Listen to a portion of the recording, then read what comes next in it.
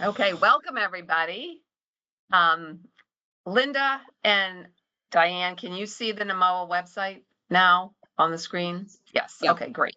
So, okay, welcome everybody. My name's Jennifer Griffith and I work at NMOA, which is the Northeast Waste Management Officials Association. We're an interstate association of the 6 New England states, New York and New Jersey.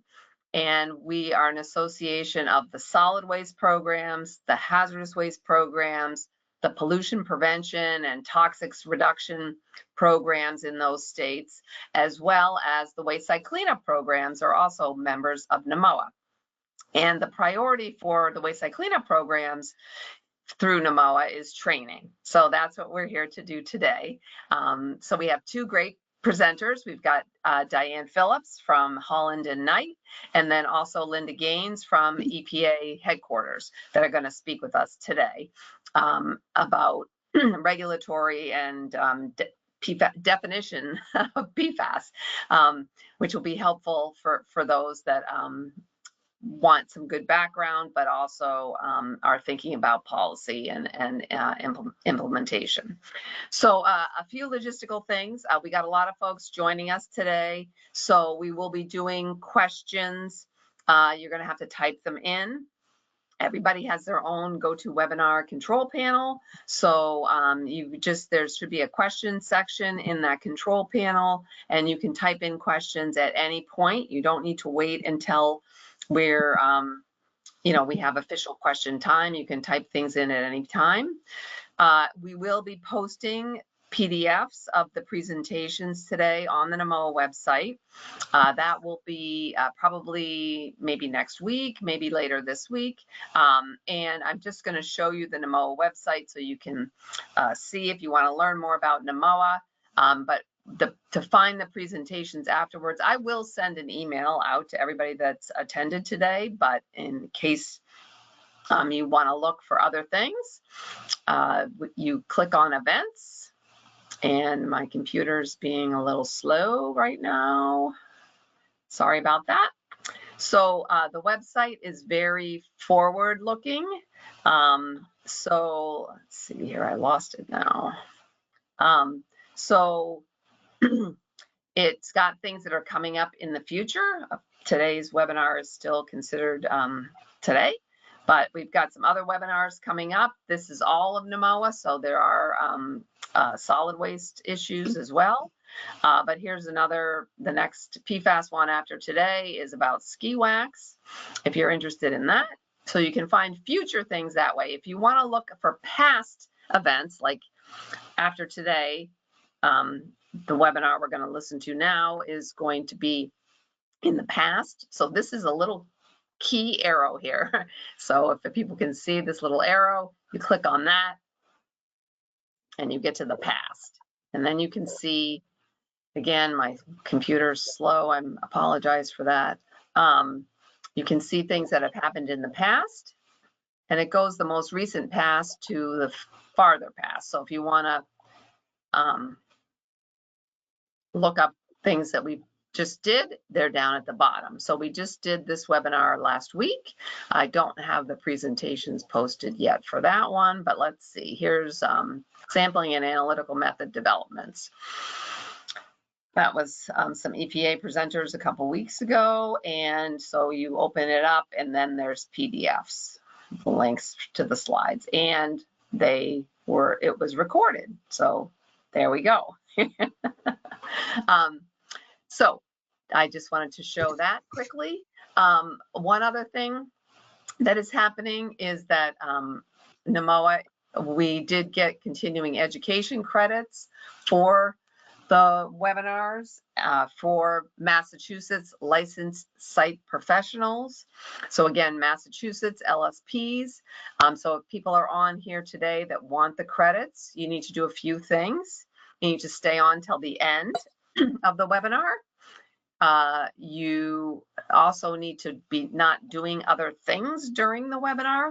So one thing that everybody might want to be aware of is that GoToWebinar can tell if the webinar is not the top thing on your computer. So if you're checking email, writing email, doing other things, editing documents, whatever, GoToWebinar knows that.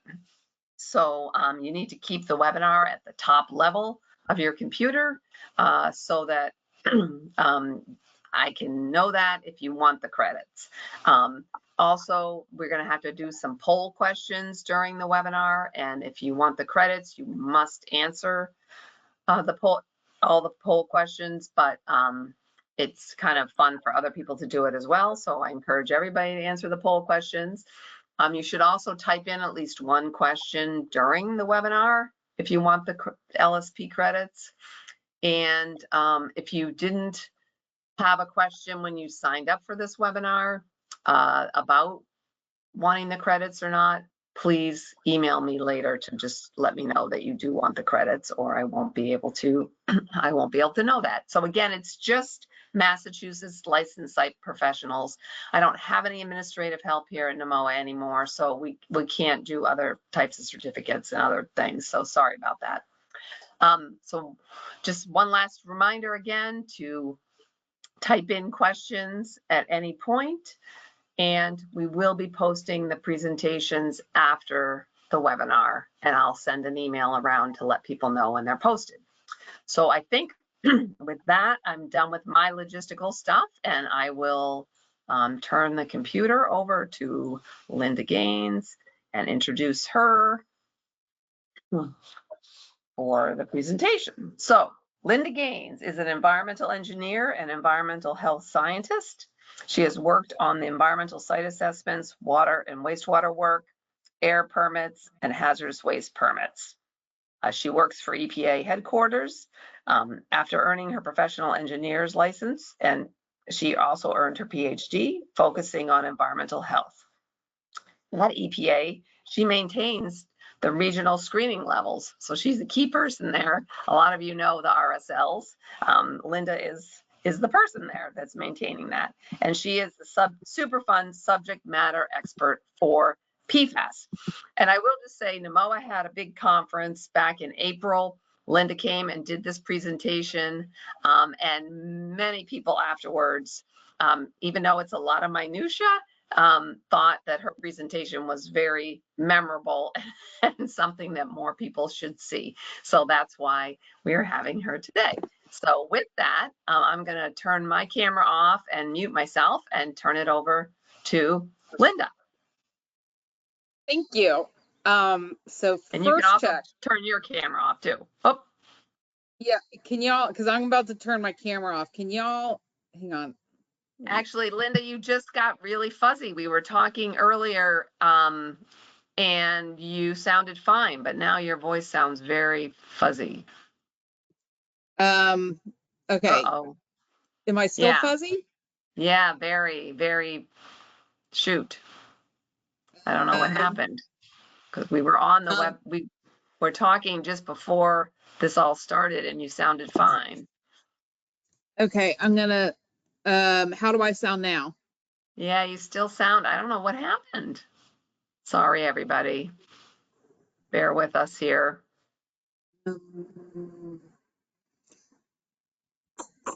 Let's see. Hang on.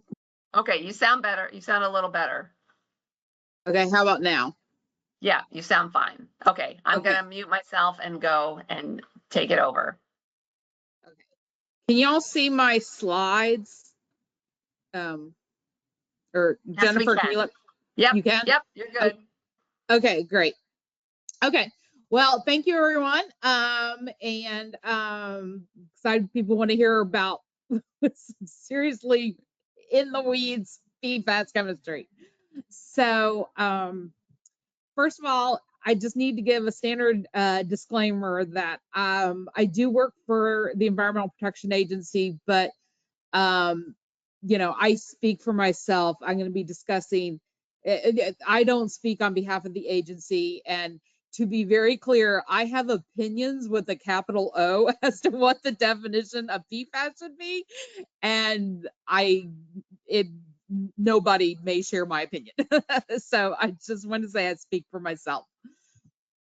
And I also did want to give a quick note that I'm going to, in the course of this presentation, I'm going to be giving a lot, I'm going to show a lot of chemical structures. And I found all of these in EPA's CompTox chemicals dashboard, which many of you might be familiar with. I just did want to note that just because we have the chemical in the dashboard does not necessarily mean the chemical actually exists, or that it's even been created. So some of the examples might be almost like theoretical as to whether it's a PFAS or not, because it may not actually exist. So I did just want to make that note. Okay, so how have PFAS been defined? Sorry, I'm going to try to, is there a way to, okay, good, there. I had to hide my control panel because it's taking up part of my screen. Probably one of the best known definitions is like you have a molecular structure that has one CF2 group in it. In other words, one carbon with two fluorine bound. Using this definition, there's about 38 structures in the chemicals dashboard. This is as of a couple of years ago. It's no doubt has expanded. And I did want to clarify that I've got on here, this is the definition used by OECD, but actually that's not true. OECD specifies a fully fluorinated carbon, not one CF2. And I'll provide examples later on that'll demonstrate the significance of that and how the differences in that. So another, probably the first definition used was actually from Buck et al. 2011, where they said it had to be an aliphatic structure with one CF2 group. Now, using that, there's about 13,000 different structures. However, it should be noted in Buck et al. That the moiety that they used when describing this definition, they actually said one CF3 group, which of course differs. And so if you use that as the definition, now you're down to 10,000 structures. But again, these two definitions were wholly aliphatic, no aromatic portions of the structure. Okay. Hang on. Oh, wait. Okay, sorry, it's just this computer. Okay, so another definition that was given was early in this was a definition used by a couple of different offices at EPA. It said that the structure had to have one CF2 group next to one CF, and then the other attachments could not be, both carbons had to be saturated, and the direct attachments to these two carbons could not be hydrogen. And this is the definition that was used by OCSPP 2021 for the proposed TSCA 887 rule. And then Office of Water also used it in 2021 for the draft contaminant candidate list, the CCL5.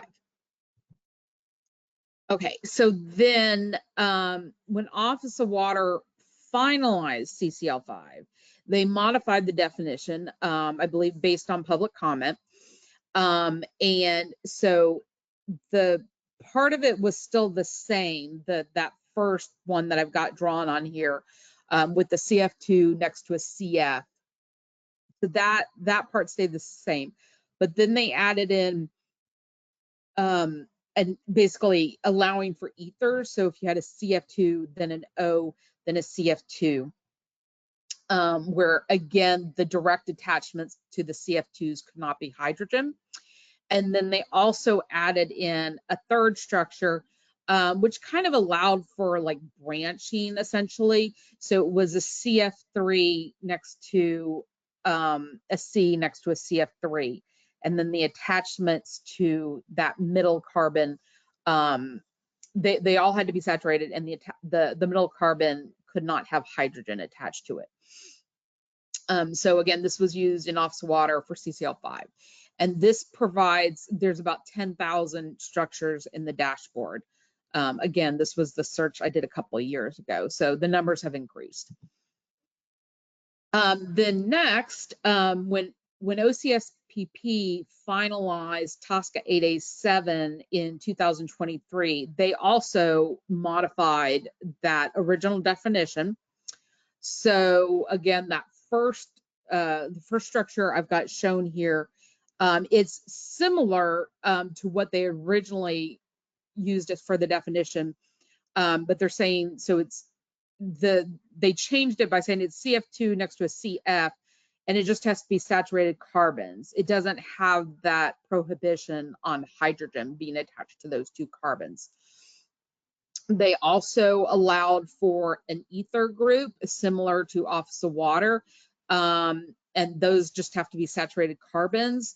And then finally, very similar to office of water, they had what I'm calling like the branching structure with the CF3 to a C to a CF3.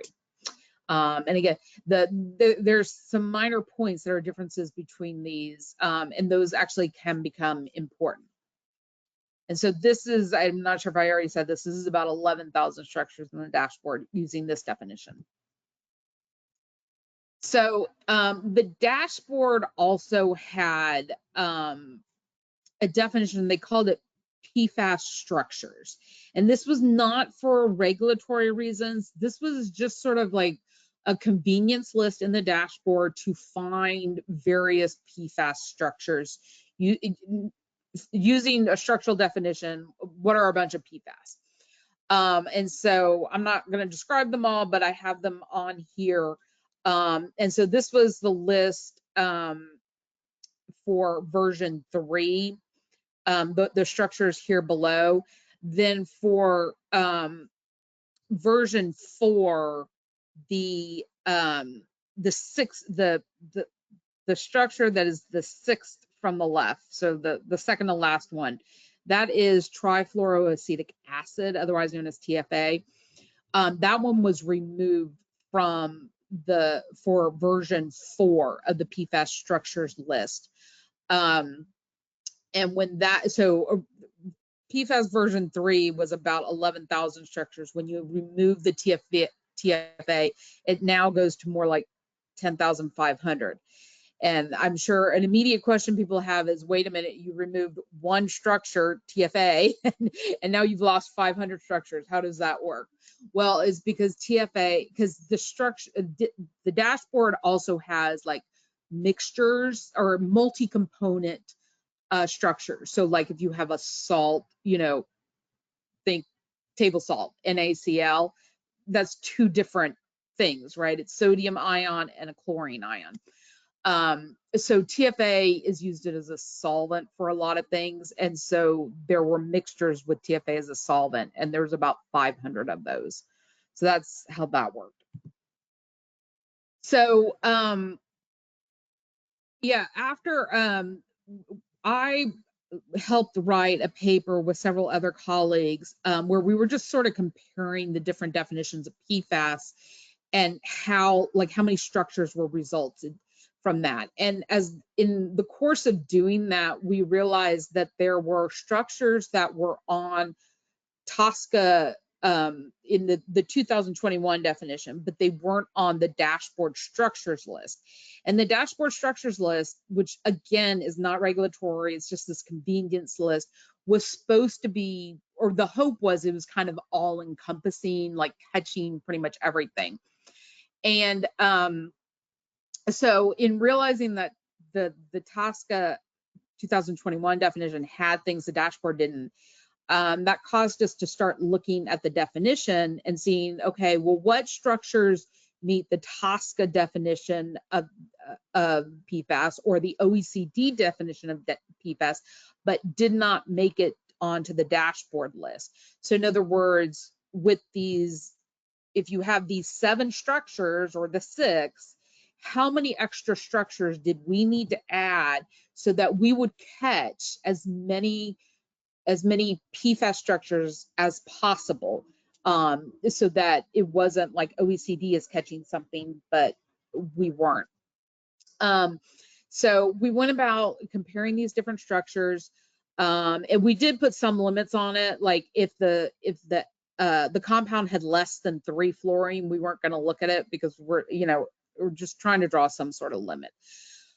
So after looking at all these structures, we realized you would need like 15 different substructures to capture all the PFAS. If you wanted to do something where it's like, okay, it has to be more than one fully fluorinated carbon.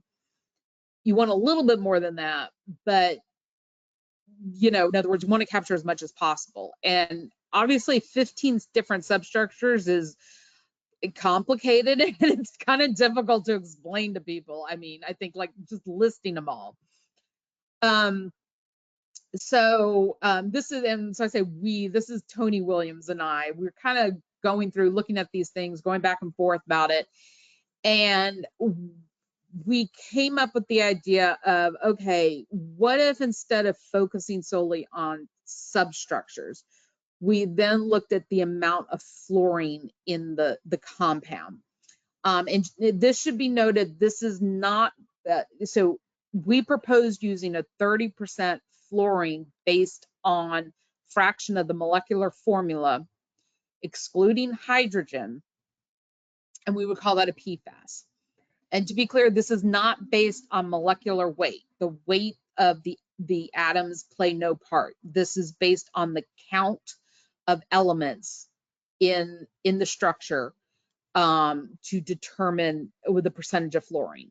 So I've got an example calculation on here of if you had C6H9O6. Again, we disregard the hydrogen. There's a whole bunch of reasons I'm not going to bore you with about why we did that. But using that molecular formula, the compound is 42% by count fluorine. So we would call that a PFAS. And again, OECD had argued against doing a weight percent fluorine, but again, this is a count. And I'll get into some examples to explain why we think this was a good idea. But we also said that like this structure that I have over here on the right, this kind of complicated structure, that's only 20% by fluorine, 20% fluorine by count, but we consider that to be a PFAS because it's got those 2 fully fluorinated carbons. So we decided, okay, it can't just be a count, percentage count. It could also be, we're going to also go ahead and look for a couple of substructures. And we were able to then get it down to 4 substructures, which I've got pictured here. So it's, if the structure has one of these 4 substructures, or it is 30% or more by count fluorine, then we're going to call it a PFAS. And using this, we came up with 14,500 structures in the dashboard. Again, this was run a couple of years ago. And very quickly, the structure number 4 that I've got on here, it's got the Q because that's to allow for ethers, but based on what we were finding in the dashboard, we're saying it's not just necessarily ethers. It could, besides being an O, it could be a nitrogen, a phosphorus, a sulfur, silicon, or boron, because PFAS is fun. Okay, so that's that. Oh, now it's time to stop and ask a poll question. Uh-oh, you caught me off guard here. Let me see. Let me get them ready. Let me get it going. All right, sorry about that. All right, here is the poll question. How many chemical structures might be considered PFAS? 1,000, 10,000, a million? Depends on what definition and which database you are using. So answer away, and Like I mentioned earlier, if you want the Massachusetts LSP credits, you must answer, but everybody is encouraged to answer just for the fun of it. Let's see if we can We're get not another grading you. person. No, and I can't see exactly who's voting how, but okay, we're at 75% of the people voting, so that's good. It looks like, let me see if I can, first I'll close it and then I can share. So most people answered 10,000 or what definition and which database are you using? Linda, what do you think? Are they both right, or which one are you saying is the correct answer? I mean, they're both kind of correct. I think the last one of which database and which definition you are using is really more accurate. But I would accept 10,000. Yeah. All righty, take it away. I'll mute myself again. Thanks, Linda. Okay, great. Okay. So I think probably you're kind of getting an understanding based on what I've already showed you. There are a bunch of different things that can complicate the definition. You know, does the compound have to be completely aliphatic, or can there be an aromatic portion of it? Or it could be completely aromatic, you know. The branching, if you're going for something where you're saying it's got to have a CF2 next to a CF, if you have branching, that can complicate that definition. The ethers, if there are other halogens, the hydrogens, if there's a double or a triple bond, I mean, all these different things can put these nuances in as to whether it's a PFAS or not.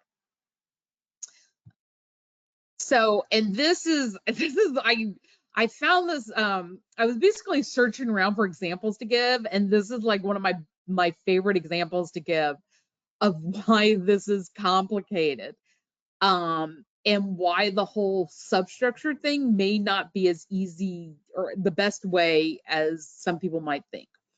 So these are 4 isomers of carbon 3, chlorine 4. So what is it? I'm sorry, tetrachloro tetrafluoro propane, I guess, is the proper way to say it. So these are all that. It's just a rearrangement of where the chlorine and the fluorine are. So the good news is everyone agrees that the second one, B, everyone agrees that one is a PFAS. But that's where the agreement ends. So, for example, OECD says that first one, A, is also a PFAS. But OECD would not consider, using their definition of has to have 1 fully fluorinated carbon, the C and D are not PFAS per OECD. Conversely, Office of Water, and using the 2022 Office of Water definition and the 2023 definition from OCSPP for those rulemakings specifically, they would say that, but those two are actually in agreement. They believe that B is a PFAS, and that D is a PFAS. But per those two definitions, A and C are not PFAS. And actually using the definition used by those two offices in their proposals in 2021, it's the same thing. Now, using the definition that I've described to you that we've used for PFAS structures version 5, where there's a percentage, 30% by count fluorine or the substructures, we would actually consider all 4 of these to be PFAS because they have the same amount of fluorine. And I don't remember exactly what the percentage is, but in other words, all of them would be, we would call PFAS. So that's, I think this is a good demonstration of how this is complicated.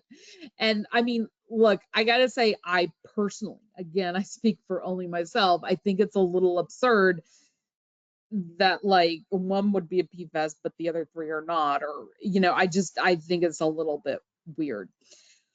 Okay, so moving on. So I'm going to give you some more examples just to show you how this all, you know, how complicated this is. So for this one, 1,12-trifluoroethane, OECD says this is not in fact a PFAS. And OCSPP in 2000 per their 2023 definition says this is in fact a PFAS. Office of Water per 2022 says no, it's not a PFAS. PFAS structures version 5, we do consider that to be a PFAS. So I mean, look, and let's be clear, I'm not trying to say any of these definitions are wrong. I'm just trying to show, like, we all, like, maybe you look at this and you say, you know what, I don't think that's a PFAS, and that's fine. I respect that. I'm just trying to show you how these definitions differ. So this one is, I enjoy this one because to me this is fun because I'm warped. This is if you take the structure and you substitute those two fluorine and you put if you swap out the fluorine with chlorine, that is phosgene, which if that name does not ring a bell for you, it was used as a chemical warfare agent in World War I. It is, I believe, still manufactured. My understanding is it's a phosgene is an important intermediate in making, I want to say some herbicides. I could be wrong about that, but I know it's an important intermediate. Anyway, so if you have this one where you have fluorine, the name is fluorophosgene because of course it is. And so the PFAS structures version 5, we consider that to be a PFAS. No one else would consider this to be a PFAS because it's one carbon, it's not fully fluorinated, and it's not saturated. So if you don't consider that to be a PFAS, I respect that. Conversely, I think probably most of us would agree that we don't particularly want to be around this thing, right? It's probably got some toxicity. So, you know, so it doesn't matter if it's PFAS or not, still don't want to be around it. Okay, so this is where it gets into the complication with the branching. So this is in fact, this is a structural isomer of PFOA. Okay, this is PFOA. It's just like the most branched version of PFOA probably there is.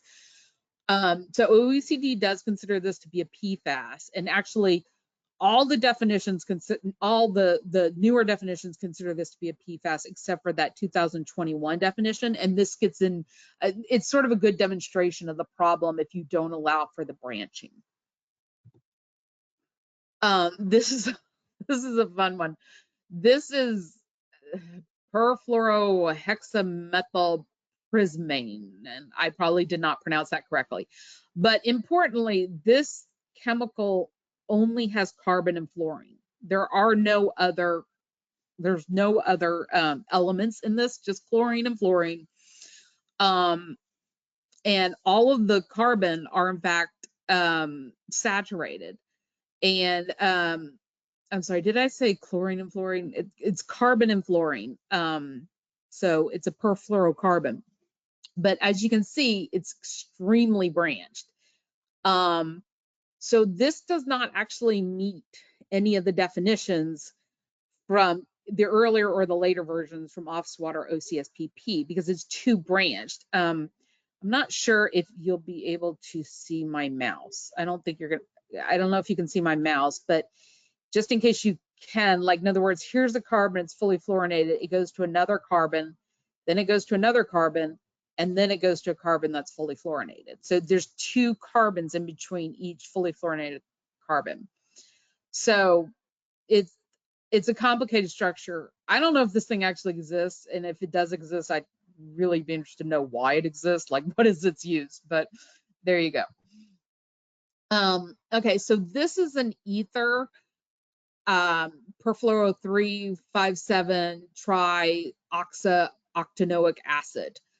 As you can see, each of the fluorinated carbons are separated by an oxygen.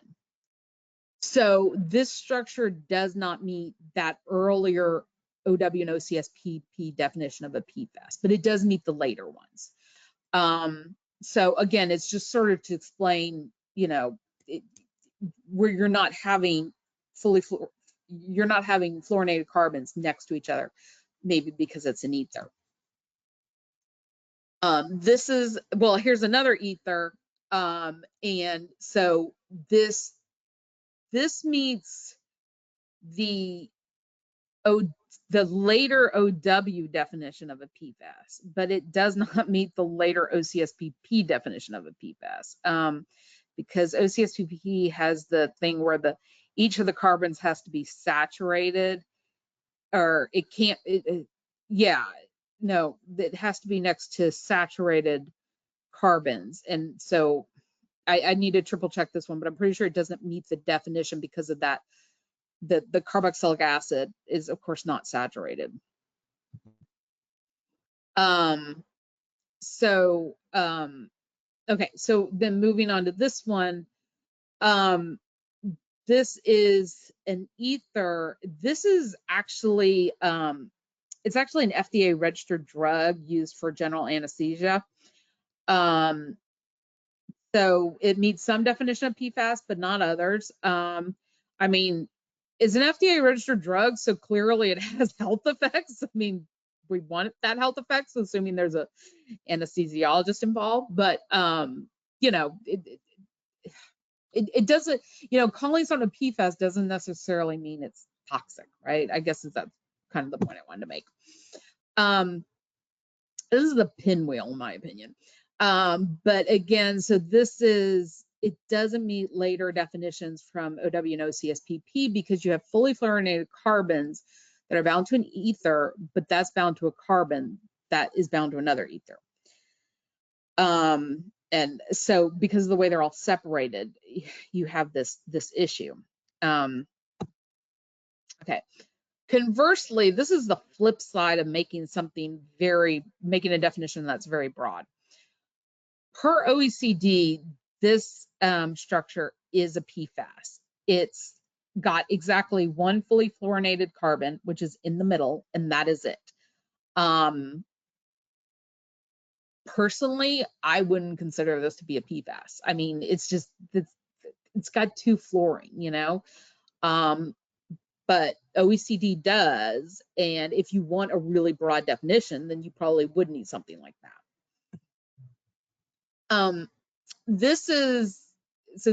You consider, this could be either a bug or a feature of PFAS structures version 5. That definition is the only one that would consider this to be a PFAS because it's fully fluorinated, but I mean, it's aromatic. It's completely aromatic. So in other words, this doesn't meet anybody else's definition of a PFAS. And when we were writing our latter paper proposing this new definition, yeah, I know there was at least one reviewer who was like, you know, that's not a PFAS because PFAS, the A stands for alkyl. And our response was, well, the P does double duty as per and poly, so the A could do double duty for alkyl and aromatic. And I don't think the reviewer liked that, but I actually respect. I do respect the difference. This is not an alkyl structure. It's completely aromatic. But so maybe you say, no, I'm sorry, this is not a PFAS. And I do respect that. You know, conversely, if this thing exists, whatever you want to call it, I think we might need to be worried about it from an environmental standpoint, because I doubt this thing breaks down very easily. So that's just a gut feeling, but there you go. So if nothing else, I do hope I've been able to convince you, or at least make you think that, or in other words, call into question the idea that there's any definition out there that is the most inclusive. In other words, I've heard the OECD definition used as being the most inclusive, and in particular, because of the fully fluorinated carbon, if that's on the terminal one, then you need a CF3. It's actually not. But I will say, you know, if you're going to be using a definition or if you're creating a new definition, it's just important to really do this analysis and consider what will and will not be included. And then why is that important? Why is it important that something is included, or why is it important that something's not included? There's many perspectives on this. It's just to be clear on why you're using a certain definition. And also to be clear what definition is being used when you're having a conversation, because I've had conversations where somebody's saying it's not a PFAS, somebody's saying it is, and it's like, well, y'all aren't using the same definition of a PFAS. So that is, these are the two publications I've sort of discussed. The first one is where we were comparing these different lists of PFAS. And the second one is the proposed definition that we use, where we're using that 30% by count. And that new one is available, the PFAS structures version 5, it is available in the EPA dashboard. Yeah, that is it. So Okay. I am happy to take questions. Yes, Linda, great. Well, we do have some here, and also a lot of people commented that, and I guess it's my speaker that must be having trouble, not your mic. So you sounded great to everybody. So it's my computer that's having the issue, unfortunately. So okay, here's one. I don't know all these terms, but hopefully you'll know what she's asking. Did OCSPP, can you repeat again what that stands for? Did their decision, go ahead. It's Office of Chemical Safety and Pollution Prevention, I think. Okay. I hope I got that right. Okay. Did their decision to drop the prohibition of hydrogen result in certain refrigerants being included in the final TSCA 8A7 rule? I'm not sure what the TSCA 8A7 rule is, but yeah, so the TSCA 8A7 rule, that was the rule that basically it was that one-time reporting thing that Congress in the National Defense Authorization Act of 2020, I believe, is when they told the EPA that you're going to go collect a bunch of information. And that was TSCA 8A7 rule, where it's like, I want to say it was like, if you were using PFAS from like 2011 and onward or something, you had to report what it was or something. I'm sorry, this is not my area. I don't work in OCSPP. The question about the refrigerants is an excellent question. I have not run an analysis to be able to really answer the question, but I can say there are a lot of refrigerants that meet the definition of a PFAS. Whether or not that came into play with when they changed the definition for the final version of the rule, I just don't know. I wasn't involved. I'm not in that office and I wasn't involved in the rulemaking, but it's an excellent question. okay. Somebody is commenting about, can we define PFAS more by whether it can degrade or not? Or whether it's, is there a way to know that by its structure? So that to me gets at the very heart of why do we care if it's a PFAS or not? And like I was saying with some of these things, like I don't know if this thing exists, right? But the one thing in terms of, from my analysis, the one thing every definition has in common, or what they're trying to get at with the definition of a PFAS, or why we're concerned about them, is the fact that they just don't, they're very difficult to degrade because that CF bond is so difficult to break. And so that, to me, when we were doing I can only kind of tell you from what I was looking at with the 30% fluorine, is that to me was, I felt like we were trying to get more at the heart of what is it we are concerned with. And I personally think that, yeah, if you were using a definition that's more based on properties in terms of like how difficult it is to degrade, I think that would probably be a better definition than a PFAS. Because I also hear people say like, well, if it's a PFAS, it must be toxic, which we don't have the evidence for that. And I don't think, for example, PTFE, otherwise known by the brand name Teflon, I don't think it's toxic. I mean, I haven't seen evidence to that. So yeah, if like, what is it you're really concerned with PFAS? Is it the degradation? Is it the toxicity? Whatever that is, if you can really base it more on the property, I think you're getting at the problem better. In terms of like defining it based on how difficult it is to break down, well, then you would need to, then unfortunately, you would actually need quite a bit of data on like, how long does it take these various structures to degrade? And I don't think we have that data. Right.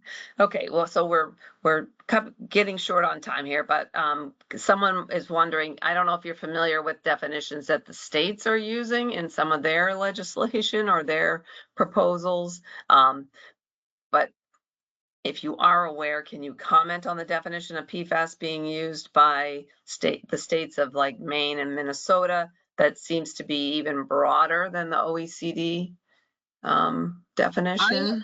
I am not familiar with them. If somebody wants to email me a link to where the definition is, I'd be more than happy to see if like we could, for example, get a list together for the dashboard, and come up with the numbers. So, yeah. Okay. And lastly, people are wondering, is there a compilation somewhere of these thousands of PFAS and which definitions they meet or don't meet? Like, is there a comprehensive resource that does this comparison? Well, yes and no. I mean, if you go to the chemistry dashboard, there's a thing where you can click and you'll see lists. And so there is a list for PFAS structures 5 for, I think it's listed under like TSCA 8A7, the CCL 5, those all have lists of what structures are used in there. And then if you do it another way where like, if you go to a structure, like you go to, PFOA and you look, you'll see which lists it's on. So you can see which different definitions it meets. PFOA, of course, meets everything, but like some of these on the border ones, you could look them up and see if which list they're on. So yes, in that manner. All right. Well, I think in the interest of time, we're going to move on, but Linda's going to still be on at the end. And if we have time, we can go back to some of these other questions that came in. So I'm going to switch over now to Dianne Phillips, who is an attorney in Holland Knight's Boston office and concentrates her practice in litigation, environmental, regulatory, and energy law. Including, let's see, her practice focuses on brownfields redevelopment and remediation, including former military installations, former manufactured gas plant sites, PFAS sites, vapor intrusion sites. She regularly advises clients that span municipalities, industry, and construction contractors, subject to state and federal regulation. So she knows a lot about TSCA, the Clean Water Act, RCRA, CERCLA, Coastal Zone Management Act, and many of their state counterparts. So Dianne is very, she knows what she's talking about, and she's gonna give us some regulatory updates. Thanks. Take it away, Dianne. Thanks very much. Wait. Oh, shoot. I almost forgot. I got to do another poll question here. I almost forgot. Right here. Real quick. Where does Dianne Phillips work? This is just a silly one to make sure people are paying attention, particularly if you want the Mass LSP credits.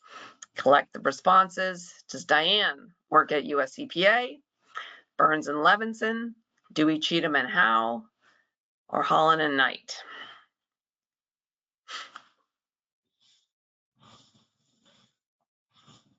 Okay, I just let a couple more people vote here.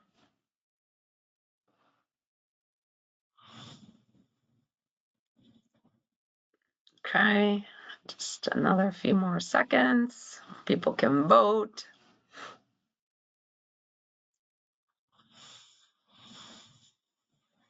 All right, I will close that. People might have recognized the third choice down was an homage to Car Talk, if you listen to public radio, Dewey, Cheatham, and Howe. But Dianne works for Holland Knight, so that was the correct answer. And now she can take it away. Hi there. Can everyone hear me okay? Yes. All right. So we're switching gears dramatically from that science presentation to one about law. But I do have the same disclaimer that Linda does, which is these views and opinions, to the extent any of this information is an opinion, are my own. They're not my firm's, my clients, or anybody else's. So I'm going to give a very high level, quick review of the current regulatory updates concerning PFAS across a whole number of programs. There is a lot going on. In fact, I have 3 items that I'll update as we go along that happened since I submitted these slides last week. So here we go. So the first, this is just a little bit of the topics we're going to cover. I'll leave some time at the end for questions, but it's basically every single EPA regulatory scheme has something going on with PFAS right now. CERCLA, TSCA, drinking water, RCRA, toxics release inventory, NPDES or stormwater, wastewater, air emissions. There's some information, updates, and biosolids, which of course are regulated under the Clean Water Act. Here we go. So just a reminder, and you'll get copies of these slides, and all of these hyperlinks will take you to the underlying documents. So, you can check my work, so to speak, and you can use them for reference materials to go back and look things up. As you know, we've been on this PFAS journey with EPA since October 21, when it first announced its strategic roadmap. They've published a couple updates. EPA has made a commitment to work on developing the science, understanding the information, and working on regulatory schemes to protect human health and the environment. So those are some of the backgrounds. CERCLA. So CERCLA has been a topic for since the very first action plan in 2019. EPA identified a commitment to try to list PFOA and PFOS as hazardous substances under CERCLA, and they did it. The final rule became effective July 8th. Again, there's links to the underlying documents I've left here. It was published in the Federal Register on May 8th, became effective July 8th. The proposed rule was in 2022, and the dockets, if you're not familiar with looking at the regulations.gov dockets, they're really helpful if you want to go behind the rule, if you want to see the comments, if you want to see the supporting documents. I've included links so you could actually go back and see what everyone had to say about this, which sometimes is helpful reference and research material. What does it mean to be listed as a hazardous substance under CERCLA? So it means that releases must be reported. That's the sort of simple answer, but it has a lot of other implications, including that PFOA and PFOS will be evaluated in 5-year reviews of NPL sites, that all of the Superfund powers and provisions for EPA and for private parties now apply to these 2 PFAS compounds, PFOA and PFOS. So that means where EPA can order investigations, they can recover costs, private parties can sue under Superfund or CERCLA for contribution actions, and it impacts what happens to federal facilities, and especially with respect to transfers of federal properties. Another area where it comes into play that folks may or may not be familiar with is compliance with CERCLA's all appropriate inquiry rule, or 40 CFR Part 312. This is the rule that provides a liability defense in certain circumstances when a party subject to CERCLA, particularly bona fide prospective purchasers, where we see it most commonly, undertakes all appropriate inquiry that is guided by the ASTM standard E1527. The 2021 version is what's been incorporated into the rule to qualify for landowner liability protections. This is important because the rule is in effect, and I'll talk about the litigation in a minute, but the rule is presently in effect. And so if you are involved with or review or see phase 1 reports prepared after July 8th, you should be looking for whether or not the environmental professional actually addresses potential for PFAS to be a recognized environmental condition. And we're starting to see that in these real estate transactions.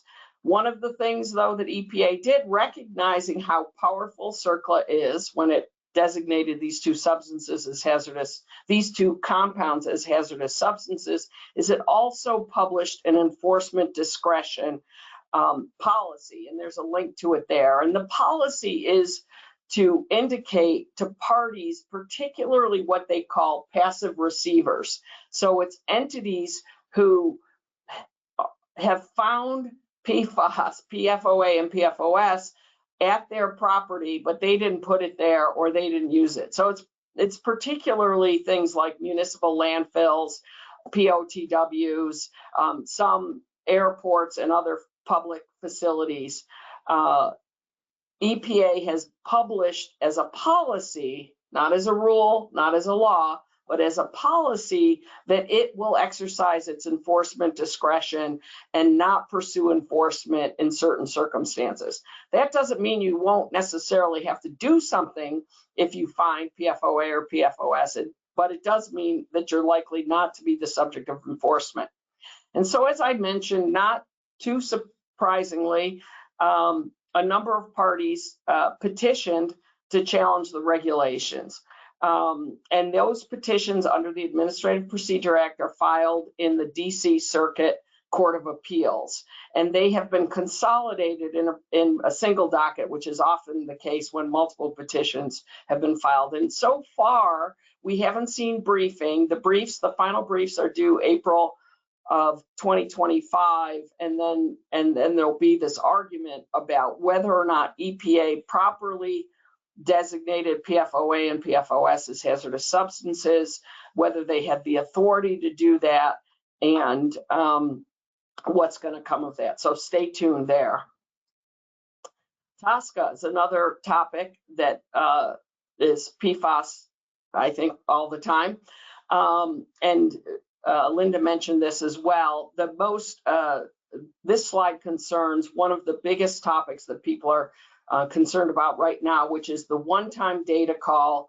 Congress, in its infinite wisdom in the National Defense Authorization Act, amended Section 8 of TSCA and required this one-time data call reporting requirement in Section 8A7. The final rule, so EPA really had no choice. Congress told them, you must issue a regulation and do this, and so they did. The final rule was effective November 13th, 2023. There's some background, again, the proposed rule, the docket, and it's a really interesting, especially in light of Linda's presentation, it's a really interesting rule because it requires persons that manufacture PFAS, and it was the lawyer in me says broadly defined. I'm not going to be able to, my science is not good enough to follow all the nuances of what Linda described, but broadly defined to identify the amount of PFAS across their entity, their company, that by year by compound. So from January 2011 through December 2022. And the goal of this rule is really to get an economy-wide understanding of sort of how much PFAS is out there. But it's reported by compound as opposed to by product, as opposed to by use, but by compound. So you aggregate all of the PFAS manufactured by compound and report it. There are new regulations, that's a link to them. It's a pretty detailed effort. And the important thing to look at here is it includes not only US manufacturers, but any US company that imports a product that contains PFAS into the United States also has this reporting obligation. So that includes everything from, you know, consumer goods importers. Lots of different kinds of products have PFAS compounds associated with them, and we're familiar with those: stain resistant, grease resistant, slippery items, textiles, those sorts of things. I know you've had a lot of different webinars on this what products contain PFAS, but all of those items, and again, they have to be calculated and reported based on a compound by compound basis. For importers who may not have in their supply chain all the detailed information that a manufacturer would have, there is a simplified reporting approach, although I will say the people I know and have talked to are working on assembling this data says it's anything but simple. But anyway, just recently, EPA announced that they're not going to be ready to accept the reporting at the time they originally proposed in the rule. So there's been an extension of time, and those are the extended dates down there, which gave a little bit of breathing room to everybody. So these are, as I indicated, a couple of the really key issues for parties who are subject to this rule. And Linda touched on the broad definition of PFAS compounds.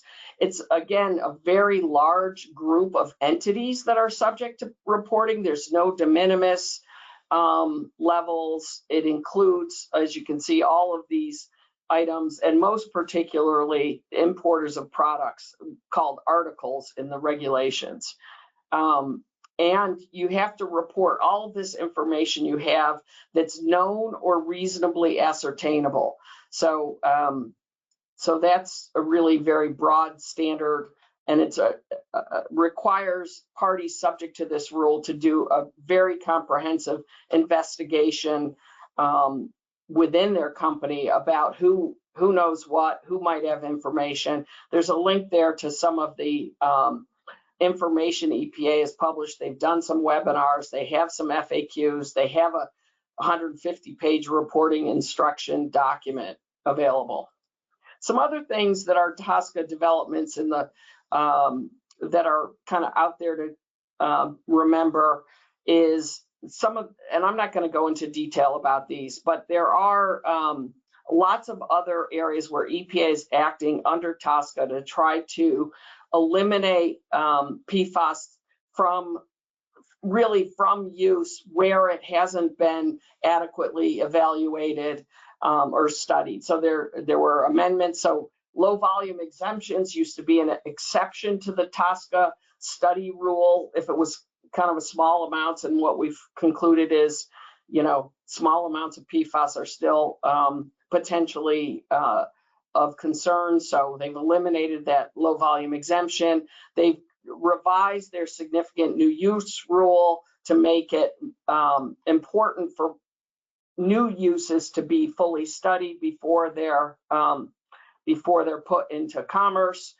And one of the things is that's come up is related to this issue about plastic fluorination, which some of you may have heard about. It could be its own topic, and at the end of the slides, you'll see I've attached a list of a number of articles our firm has written. There's several on this journey of the plastic fluorination, but basically that process allegedly, apparently, creates PFAS in the process of making those plastics more rigid and some would say more usable. That has had litigation. The EPA lost the first round. It's back at a second round. They're taking some more comment about how they should go about regulating this. What the Fifth Circuit case where they lost basically was a procedural loss, or a you didn't follow the process right, not that you didn't have a meritorious argument. So we'll see what happens with that. Drinking water, everyone is probably aware of a lot of this history, so I'm not going to go into it because we have, some limited time. But if you want to go back through the history, going back to the first EPA health advisory, you can click on these links and it'll take you to that history.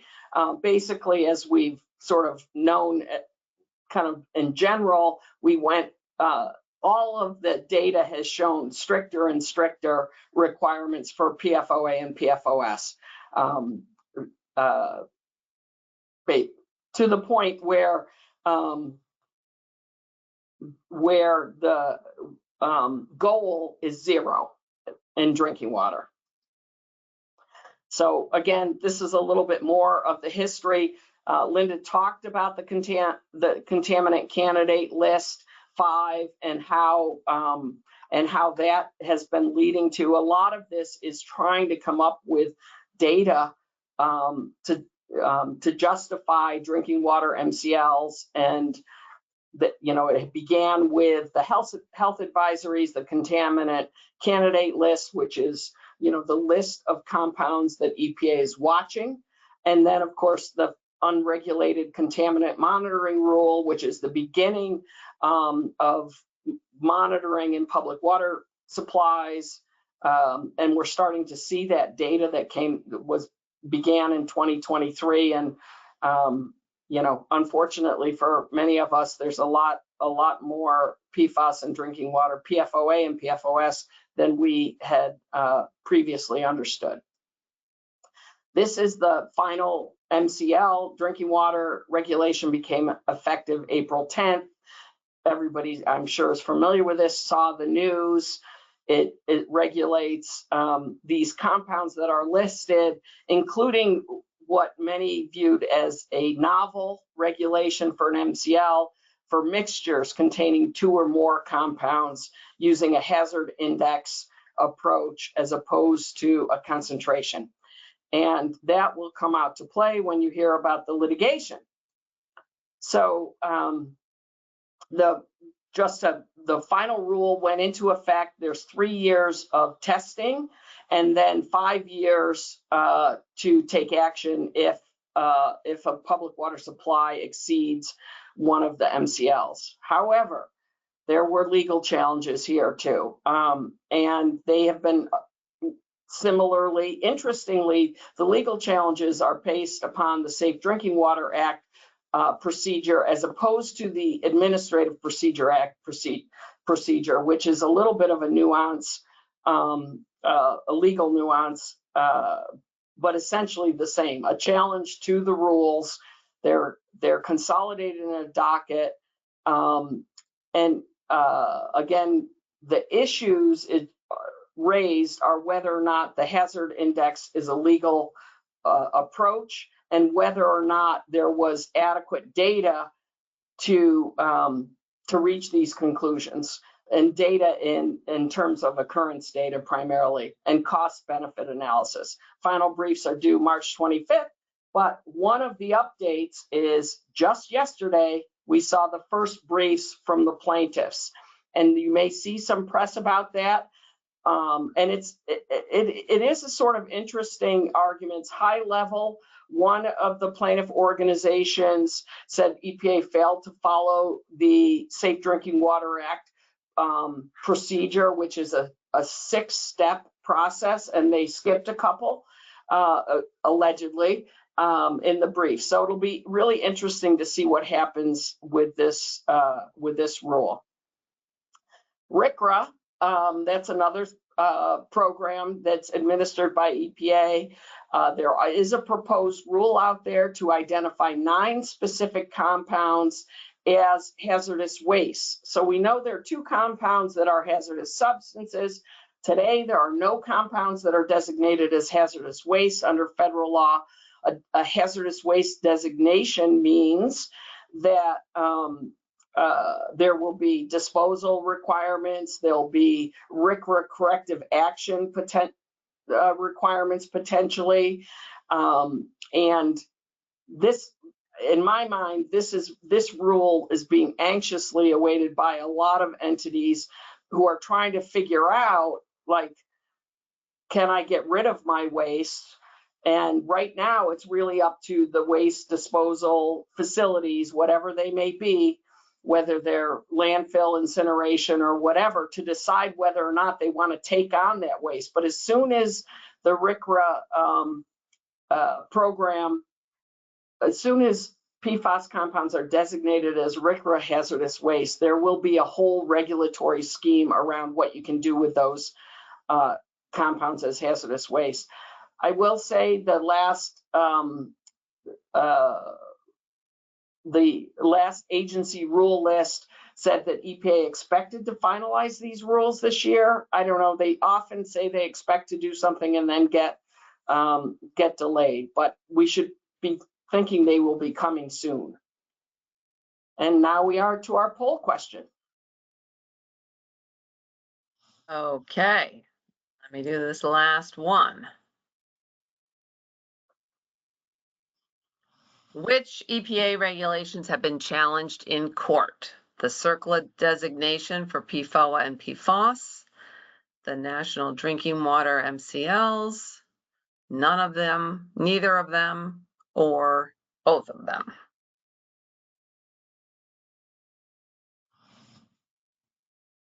So please vote. And if you want the Massachusetts Licensed Site Professional credits, you must vote, but everybody else is encouraged to vote. And we'll just sit here for a little bit longer.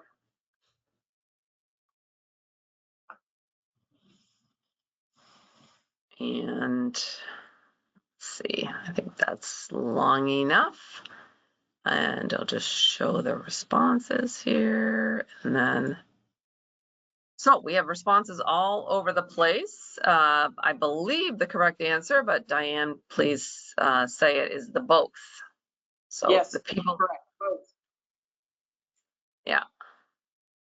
So the people that answered one but not the other, they're correct, but both of them have been challenged. Okay, with that, go back, Dianne, and take it away. All right, and I know we're running on time, so I'm going to try to move through fairly quickly. So the toxics release inventory reporting is another regulatory scheme that has included PFAS. Again, this is a little bit of the background of how it works. You guys can look up the links. Reporting began in 2020, but the data was a little bit limited, in part because most reporters relied upon a de minimis exemption to get out of reporting, frankly.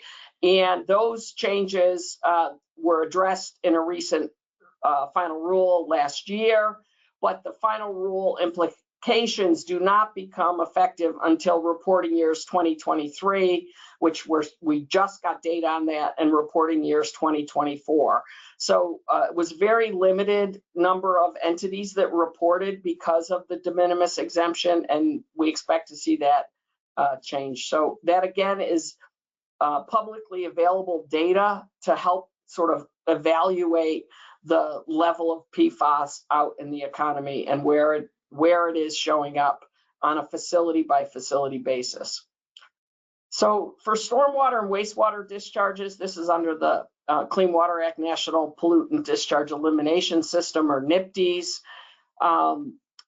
the long story short about this, and this is that EPA continues to work on this, trying to figure out how to regulate PFAS in NPDES permits.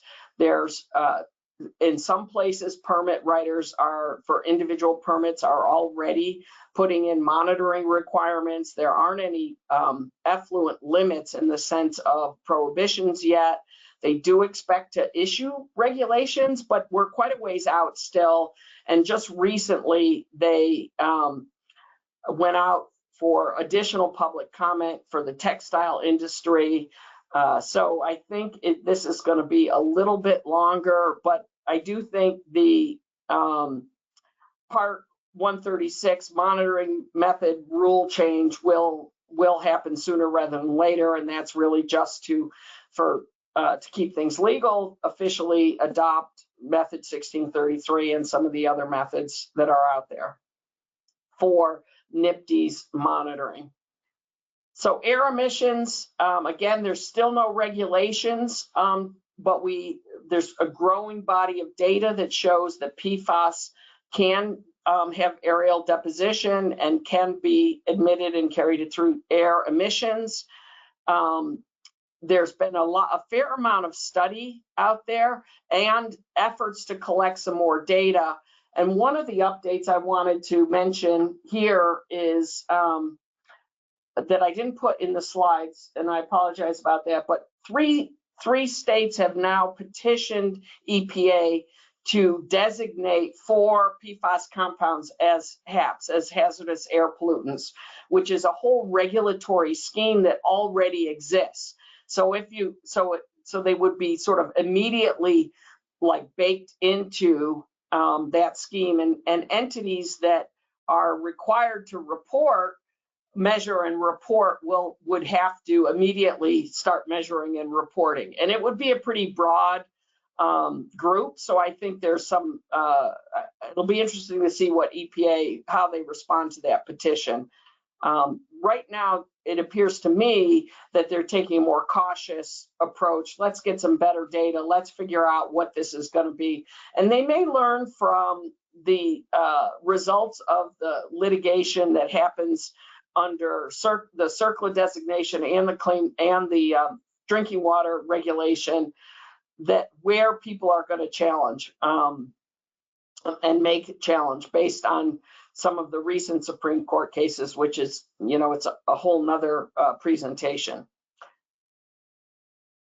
So biosolids is another area where there's been a lot of interest, and EPA has been studying this for quite some time, actually. But we now know, because of some of the things that have happened in Maine and other places where biosolids have been used for beneficial reuse or fertilizer, that it turns out where PFAS were in the biosolids, that they've now contaminated properties, and there's a lot of concern about agricultural uptake and that sort of thing. So there's a real pressure to compel EPA to act on biosolids and regulating PFAS in biosolids. Some states like Maine and Massachusetts has had for some time a must sample for PFAS. I mean, it's a number of years now before you can get a beneficial use designation. But there is litigation pending. It's fairly early in the litigation scheme, but we'll continue to look for that. And EPA has said that they're going to complete their risk assessment this year. I'm not sure whether that, again, is more aspirational or reality. So that's my presentation. I'm just going to flip through, and you can see real quickly the number of, these are all articles on subjects of PFAS that our firm has written, that hyperlinks that you can read about all kinds of different topics if you want. And of course, reach out to me directly, email if there's anything I can do to help. If you want to sign up to get those directly, our firm has an emerging contaminants webpage, and you can go to it and just add your email address and be added to the mailing list.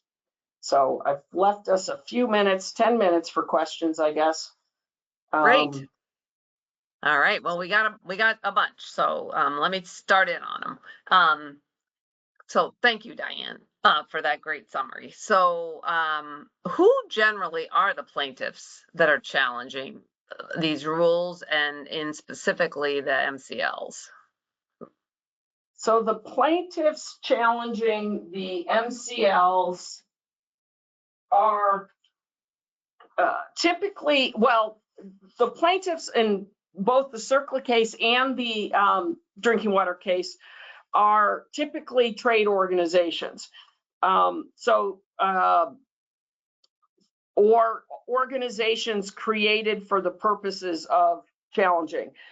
I will say some industry has also challenged the MCLs, including Chemours and some of the others, but it's like the National Association of Manufacturers and the American Chemistry Council, also concerned citizens of WMEL, Water Authority, Grassroots. It's a whole collection of different nonprofit groups, as well as industry and trade associations. So a lot of water organizations, not surprising. And many of them, based on my really quick read of the briefs, are in favor of regulation, but everybody is really concerned about the cost of protecting the drinking water or bringing the drinking water into compliance. Right. Okay. Well, and I would throw in there, and what are we going to do with all the carbon and all these media that we're going to use to try to clean it too? There's the after effects of that. How long do states have to adopt the MCLs? Do you know? So they have 3 years from, I think it's like 3 years. To tell you the truth, they have 3 years of testing that they have to start. I don't know about the adoption, whether states have to specifically adopt. I'm not sure states have to specifically adopt the federal regulation. I think they can just be subject to the federal regulation. Some states already have an MCL, like Massachusetts, and therefore, if they want to continue to have a state MCL, they're going to have to change it to be as strict as the federal MCL. But if state has no MCL itself, I think it becomes just automatically subject to the MCL, the federal MCL. Right. Yeah, that has to be the floor or the ceiling. No, with the floor. You can go higher or lower. You can make it more strict. But okay. So although you can't make it more strict, given how low it is to be. You can't measure it more strictly. Yeah, it's not going to be feasible for, well, anyway. Okay, TSCA and the reporting for TSCA. If we're going to use, say, AFFF as an example, if you're in a state where it's still legal to buy AFFF from a manufacturer, AFFF is the aqueous film forming foam, the firefighting foam. Does the manufacturer have to report about the AFFF and where it's being sold and the quantities, or do I have to report it because I bought it and it's sitting and I might use it? So if you bought it from a domestic, meaning in the United States supplier, you don't have to do anything. If you bought it from a foreign supplier and therefore you are the importer of it, you have to report what you imported. I predict you probably for AFFF bought it. Well, I don't know the answer to that. So that's what it is. If you were the manufacturer, you have to report it. And if you're the importer from a foreign source, you have to report it. If you bought domestically, you don't have to do anything. Okay. somebody's wondering which states petitioned for the air emission testing. What do you know who petitioned for that? I do know. Hold on. Was North Carolina, New Jersey, and New Mexico. Okay. And if you send me an email, I'll send you a link to the petition so you can look it up. Okay. Somebody typed in a clarification about the adopting the MCLs. States must adopt the rule within 2 years of its publication with an option to seek an extension of up to 2 more years. That's what somebody typed in. Thank you. Okay. Somebody else typed in another thing you might want to put on your radar is National Recommended Aquatic Life Criteria. So looking at published. Yeah.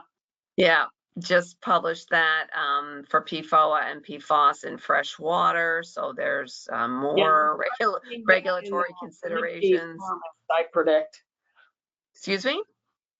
I think you'll start seeing that data. So there's EPA publishes something new on PFAS at least once a week, sometimes multiple times a week.